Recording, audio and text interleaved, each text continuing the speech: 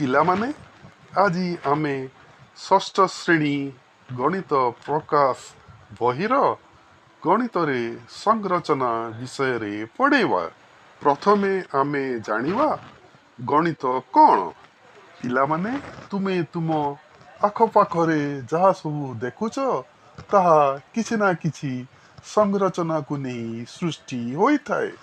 ଯେପରିକି ପ୍ରାଣୀ, ଉଦ୍ଭିଦ ଓ ପ୍ରତ୍ୟେକ ସଜୀବ ଓ ନିର୍ଜୀବ ବସ୍ତୁ କିଛି ନା କିଛି ସଂରଚନାକୁ ନେଇ ଗଠିତ ହୋଇଥାଏ। ଯେପରିକି ତୁମେ ନିଜେ ତୁମ ବଗିଚାରେ ଥିବା ଫୁଲମାନେ, ତୁମ କ୍ଲାସରୁମ୍ରେ ଥିବା ଟେବୁଲ, ଚେୟାର, ବ୍ଲାକବୋର୍ଡ ଇତ୍ୟାଦି ବିଭିନ୍ନ ସଂରଚନାର ଉଦାହରଣ ଅଟେ। ଆମ ପୃଥିବୀ, ସୂର୍ଯ୍ୟ, ଚନ୍ଦ୍ର, ତାରା, ଗ୍ରହ, ନକ୍ଷତ୍ର ଇତ୍ୟାଦିରେ ମଧ୍ୟ ଏକ ନିର୍ଦ୍ଦିଷ୍ଟ ସଂରଚନା ଦେଖା ଦେଇଥାଏ।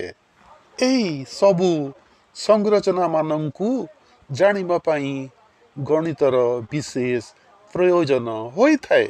ତୁମେ ହୁଏତ ଜାଣିଥିବ ଯେ ପଠାଣି ସାମନ୍ତରାୟ କିପରି ଦୁଇ ଖଣ୍ଡି କାଠି ସାହାଯ୍ୟରେ ପାହାଡ଼ର ଉଚ୍ଚତା ହେଉ ବା ଗ୍ରହ ନକ୍ଷତ୍ରର ଗତିବିଧିକୁ ସଠିକ୍ ଭାବରେ ମାପି ପାରୁଥିଲେ। ତ ପିଲାମାନେ, ଗଣିତ କ'ଣ ଏ ବିଷୟରେ ତୁମ ପାଠ୍ୟ ପୁସ୍ତକରେ ଯାହା ସବୁ ଦିଆଯାଇଛି ତାହାକୁ ଟିକେ ଭଲ ଭାବେ ପଢ଼ିଦେବ। ତାପରେ ଆସ ବୁଝିବା ଅନ୍ତର୍ଗତ ଯେଉଁ ପ୍ରଶ୍ନ ଗୁଡ଼ିକ ତୁମ ପୁସ୍ତକରେ ଦିଆଯାଇଛି ତାହାର ଉତ୍ତର ମୁଁ ଏଠାରେ ତୁମକୁ ଲେଖାଇ ଦେବି। ତୁମେ ତାକୁ ନିଜ ନୋଟବୁକ୍ରେ ଟିପି ରଖିବ। ଗଣିତ ଆମ ଦୈନନ୍ଦିନ ଜୀବନରେ କିପରି ସାହାଯ୍ୟ କରେ? ଆମ ଦୈନନ୍ଦିନ ଜୀବନରେ ପ୍ରତିଟି କାର୍ଯ୍ୟରେ ଗଣିତର ଆବଶ୍ୟକତା ରହିଛି। ଯଥା ସମୟ ଦେଖିବା, କେତେ ସମୟ ହେଲା ଏବଂ କେଉଁ କାମ ପାଇଁ କେତେ ସମୟ ଲାଗିବ ତାହା ଜାଣିବା ପାଇଁ, କିଣାବିକା, ବଜାରରୁ ପରିବା ବା ଜିନିଷପତ୍ର କିଣିବା ସମୟରେ ଟଙ୍କା ପଇସାର ହିସାବ କରିବା ପାଇଁ, ରୋଷେଇ କରିବା ପାଇଁ, ଖାଦ୍ୟ ତିଆରି ସମୟରେ ପଦାର୍ଥର ସଠିକ୍ ପରିମାଣ ଜାଣିବା ପାଇଁ ଗଣିତ ଆମକୁ ସାହାଯ୍ୟ କରିଥାଏ। ପିଲାମାନେ, ଦ୍ୱିତୀୟ ପ୍ରଶ୍ନ, ଗଣିତ କିପରି ମାନବିକତାକୁ ଆଗକୁ ବଢ଼ିବାରେ ସାହାଯ୍ୟ କରେ? ଗଣିତ ହେଉଛି ବିଜ୍ଞାନ ଓ ପ୍ରଗତିର ମୂଳଦୁଆ। ଏହା ବିଭିନ୍ନ କ୍ଷେତ୍ରରେ ମାନବ ସମାଜକୁ ଆଗକୁ ନେବାରେ ସାହାଯ୍ୟ କରିଛି। ଯୋଗାଯୋଗ ଓ ପରିବହନ, ସାଇକେଲ, ମୋଟର କାର, ଉଡ଼ାଜାହାଜ ଓ ଟ୍ରେନ ତିଆରି କରିବା ପାଇଁ ଗଣିତର ଜଟିଳ ଗଣନା ଆବଶ୍ୟକ ହୋଇଥାଏ।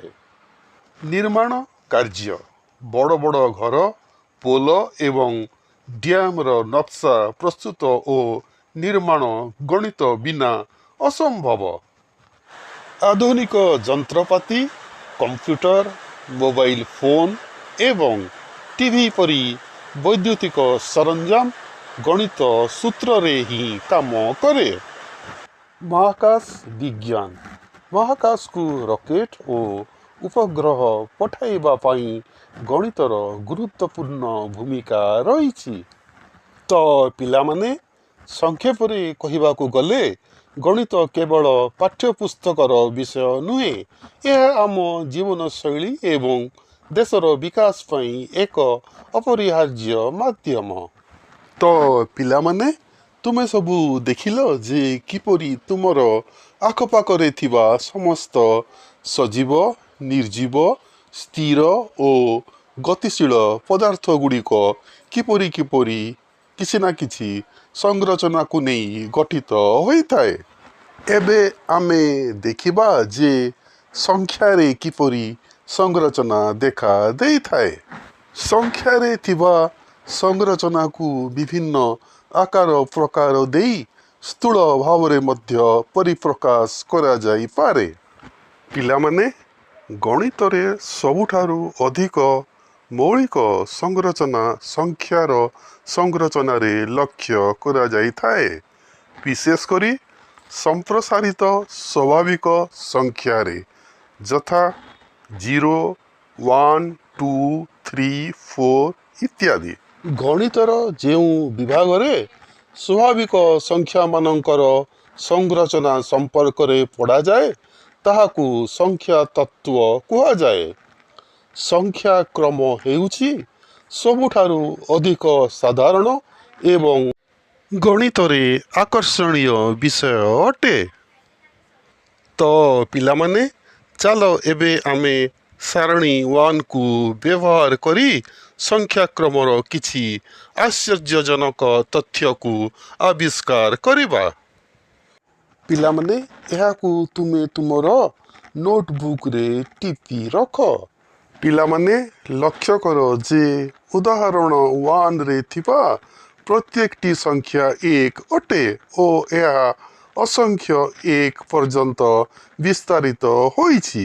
ଯେହେତୁ ଏହାର ପ୍ରତ୍ୟେକ ପାଦ 1, ତେଣୁ ଆଗକୁ 3ଟି ପାଦ ମଧ୍ୟ 1, 1, 1 ହେବ। ପିଲାମାନେ, ଏବେ ଆମେ ଗଣନ ସଂଖ୍ୟା କିମ୍ବା କାଉଣ୍ଟିଂ ନମ୍ବର ବିଷୟରେ ଜାଣିବା। ଏହାକୁ ନ୍ୟାଚୁରାଲ ନମ୍ବର୍ସ ମଧ୍ୟ କହନ୍ତି। ଏହା 1, 2, 3, 4, 5, 6, 7, 8, 9, 10 ଏହି କ୍ରମରେ ଅସଂଖ୍ୟ ସଂଖ୍ୟା ପର୍ଯ୍ୟନ୍ତ ପରିବ୍ୟାପ୍ତ ହୋଇଥାଏ। ତେଣୁ 7 ପରେ ଏହାର ଆଗକୁ 3ଟି ପାଦ ହେଲା 8, 9 ଓ 10। ଏଠାରେ ନିୟମ ହେଲା ପ୍ରତ୍ୟେକ ପଦ ପୂର୍ବବର୍ତ୍ତୀ ପଦଠାରୁ 1 ଅଧିକ। ପିଲାମାନେ, ଉଦାହରଣ 3ରେ ଆମେ ଜାଣିବା ବିଷମ ସଂଖ୍ୟା କିମ୍ବା ଅଡ୍ ନମ୍ବର କିମ୍ବା ଅଜୋଡ଼ ସଂଖ୍ୟା ବିଷୟରେ। ଏଠାରେ ତୁମେ ଲକ୍ଷ୍ୟ କର ଯେ 1, 3, 5, 7, 9, 11, 13 ଇତ୍ୟାଦି ଅଡ୍ ନମ୍ବର୍ସ ଅଟେ।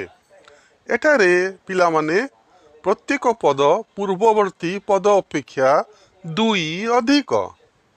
ଯେପରିକି 1ରେ 2 ମିଶିଲେ 3 ହୁଏ ଓ 3ରେ 2 ମିଶିଲେ 5 ହୁଏ, 5ରେ 2 ମିଶିଲେ 7, 7ରେ 2 ମିଶିଲେ 9, 9ରେ 2 ମିଶିଲେ 11, 11ରେ 2 ମିଶିଲେ 13, 13ରେ 2 ମିଶିଲେ 15, 15ରେ 2 ମିଶିଲେ 17, 17ରେ 2 ମିଶିଲେ 19।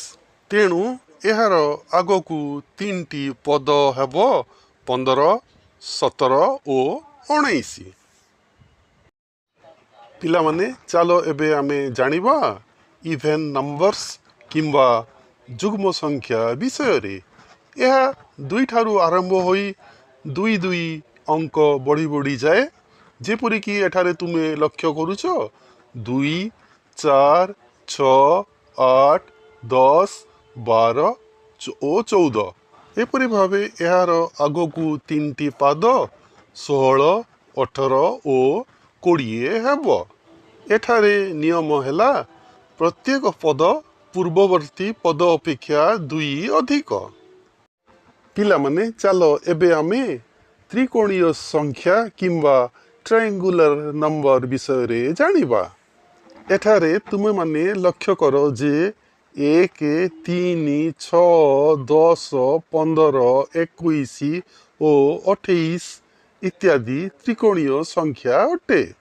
ଏଠାରେ ଲକ୍ଷ୍ୟ କର ଯେ 1ରେ 2 ମିଶିଲେ 3 ହୁଏ, 3ରେ 3 ମିଶିଲେ 6 ହୁଏ, 6ରେ 4 ମିଶିଲେ 10 ହୁଏ, 10ରେ 5 ମିଶିଲେ 15 ହୁଏ, 15ରେ 6 ମିଶିଲେ 21 ହୁଏ, 21ରେ 7 ମିଶିଲେ 28 ହୁଏ, 28ରେ 8 ମିଶିଲେ 36, 36ରେ 9 ମିଶିଲେ 45, 45ରେ 10 ମିଶିଲେ 55 ହେବ। ପିଲାମାନେ, ଏବେ ଆମେ ଜାଣିବା ବର୍ଗ ସଂଖ୍ୟା କିମ୍ବା ସ୍କୋୟାର ବିଷୟରେ।